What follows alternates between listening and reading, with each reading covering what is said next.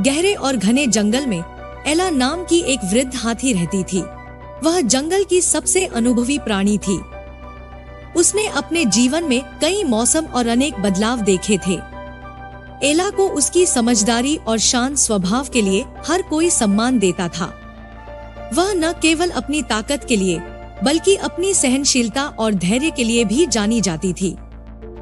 एक शाम जब सूर्य धीरे धीरे अस्त हो रहा था और जंगल की जमीन पर लंबी लंबी परछाइयां पड़ रही थी, तभी एक छोटा सा खरगोश रियो हांफता हुआ एला के पास दौड़ता हुआ आया। उसकी आंखें घबराई हुई थी और वह थोड़ी देर में बोला, एला, आपको मेरी मदद करनी होगी। एला ने शांतिपूर्वक उसकी ओर देखा और मुस्कुराते हुए बोली, रियो, शांत हो जाओ। क्या बात है? रियो ने घबराते हुए कहा, जंगल में कुछ बहुत अजीब हो रहा है। मैंने कुछ फुसफुसाहटें सुनी, बहुत अजीब सी आवाजें। मुझे लगता है कोई खतरा है। एला ने ध्यान से सुना और पूछा, वो फुसफुसाहटें क्या कह रही थी? रियो थोड़ी देर रुका और फिर धीरे से बोला, वो कुछ खतरे के बारे में बता रहे थे, लेकिन क्या? मुझे समझ नहीं आया। मैं डरा हुआ हूँ। एला ने रियो की पीठ पर अपनी सूंड से हल्का सा स्पर्श किया और कहा, तुम बहुत साहसी हो रियो, जो तुमने मुझसे मदद मांगी। हम दोनों मिलकर देखेंगे कि क्या सचमुच कोई खतरा है। रियो ने खुशी से सिर हिलाया और वे दोनों जंगल के भीतर चल पड़े। रात का समय था और पेड़ों के बीच से चांदनी छन-छन कर आ रही थी। आसपास की चुप्पी ने हर कदम को और भी रहस्यमय बना दिया था।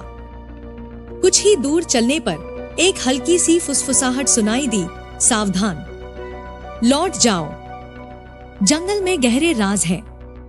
रियो के दिल की धड़कन तेज हो गई और वह एला के पास चिपकते हुए बोला, एला, वो आवाजें फिर से आ रही हैं। एला ने उसे शांत रहने का इशारा किया और कहा, रियो, डर मत, हमें बस ध्यान से देखना होगा। हम पता करेंगे कि ये आवाजें कहाँ से आ रही है। वे आगे बढ़े और जैसे जैसे वे बढ़े, आवाजें तेज होती गईं। रियो का डर अब जिज्ञासा में बदलने लगा था। वह जानना चाहता था कि ये आवाजें किसकी हैं। आखिरकार वे एक खुली जगह में पहुंचे, जहां एक पुराना घिसा-पिटा पेड़ का तना पड़ा था। आवाजें वहां से आ रही थी और अब वे एक हल्की सी हवा की तरह लग रही थी, जैसे जंगल खुद कुछ कह रहा हो। एला ने धीरे से उस तने को अपनी सूंड से छुआ और अचानक आवाजें बंद हो गईं। फिर उसी तने के पीछे से एक बूढ़ा कछुआ बाहर आया।